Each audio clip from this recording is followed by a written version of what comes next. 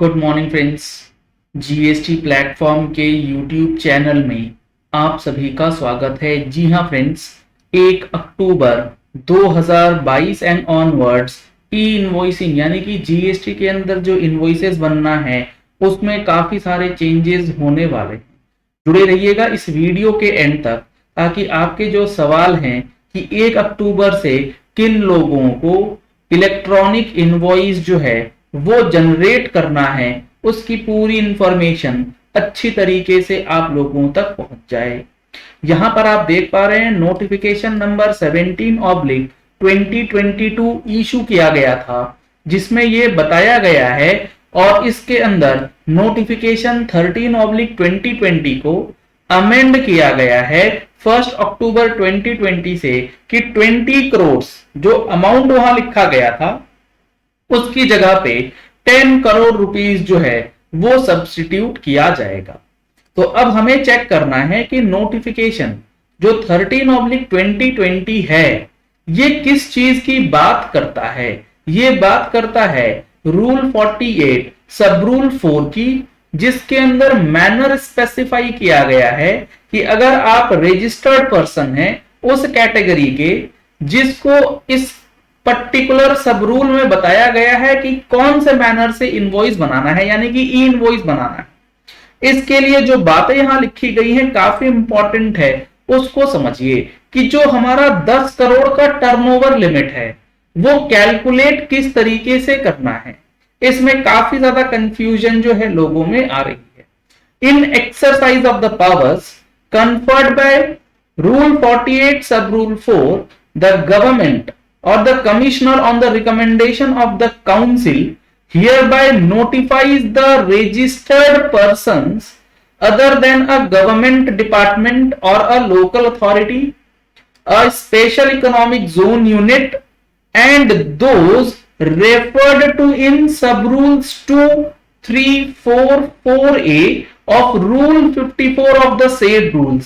ये जो एक्सेप्शंस हैं इसके लिए क्या रेलेवेंस है ये भी आप लोगों को समझना पड़ेगा, जो अभी हम लोग डिस्कस करेंगे। इन लोगों को छोड़ दीजिए तो बाकी जो बच गए registered person whose aggregate turnover, जिनका एग्रीगेट टर्नओवर इन, यहां पर वर्ड है इन, बहुत इंपॉर्टेंट वर्ड है। इस इन का क्या मीनिंग है अभी समझेंगे। Aggregate turnover in any of the preceding financial year from 17-18 onwards exceeds 10 crore rupees as a class of registered person who shall prepare the invoice in the manner specified under Rule 48(4) for the said rules in respect of supply of goods or services or both to a registered person or for exports। तो यहां पर आपको supply of goods और services के लिए किसी registered person को आप बेच रहे हैं तो, या फिर आप एक्सपोर्ट का बिजनेस करते हैं तो भी आपके लिए ई इनवॉइसिंग मैंडेटरी होगा। इंपॉर्टेंट वर्ड है इन। ऐसा क्यों? ऐसा इसीलिए, एक एग्जाम्पल से आप समझिए। 17, 18, 18, 19, 19, 20, 20, 21, 21, 22 और अभी हमारा साल चल रहा है 22, 23।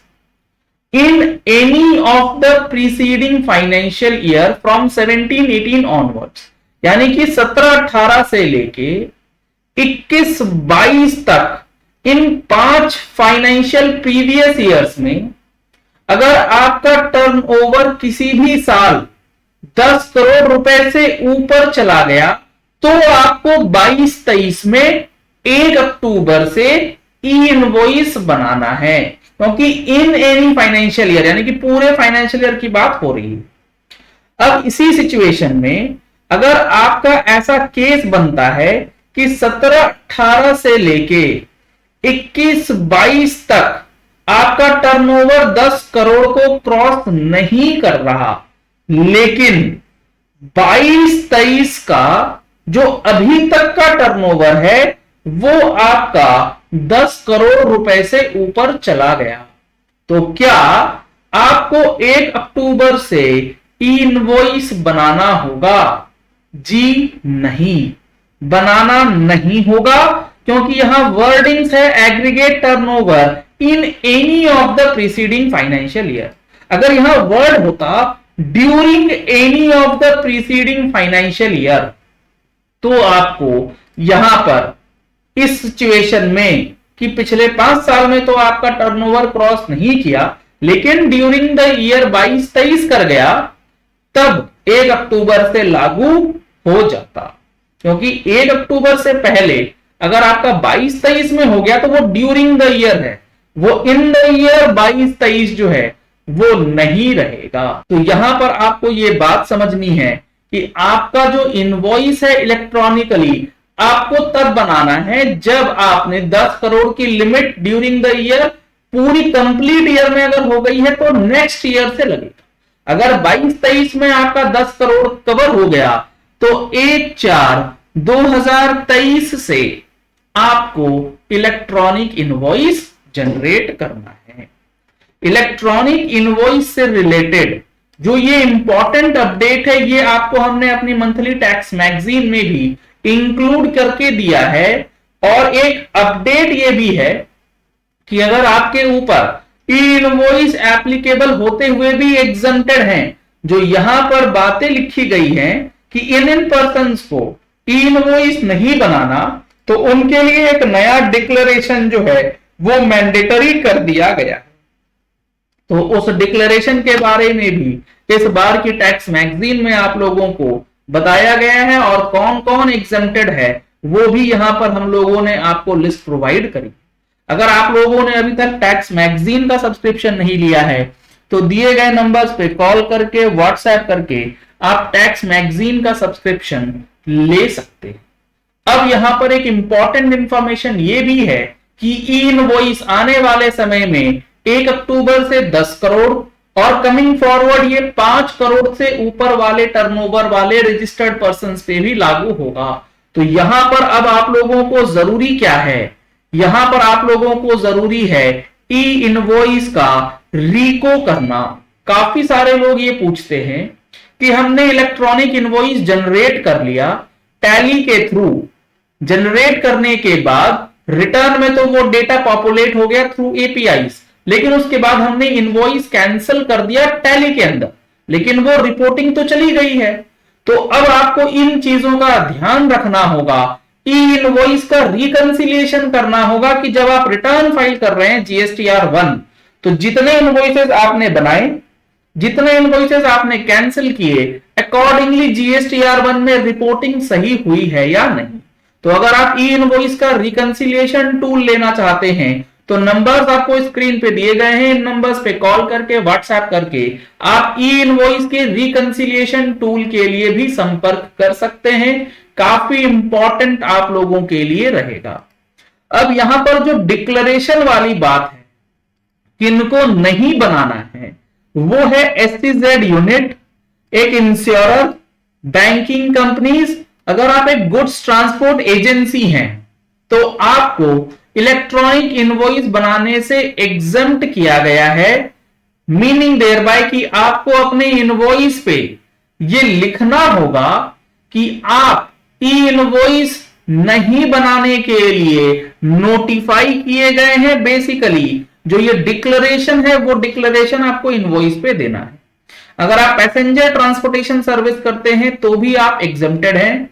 अगर आप supplier of services by way of admission to an exhibition of cinema films in multiplexes, तो इस पे भी आपको ये चीजें मेंशन करनी है।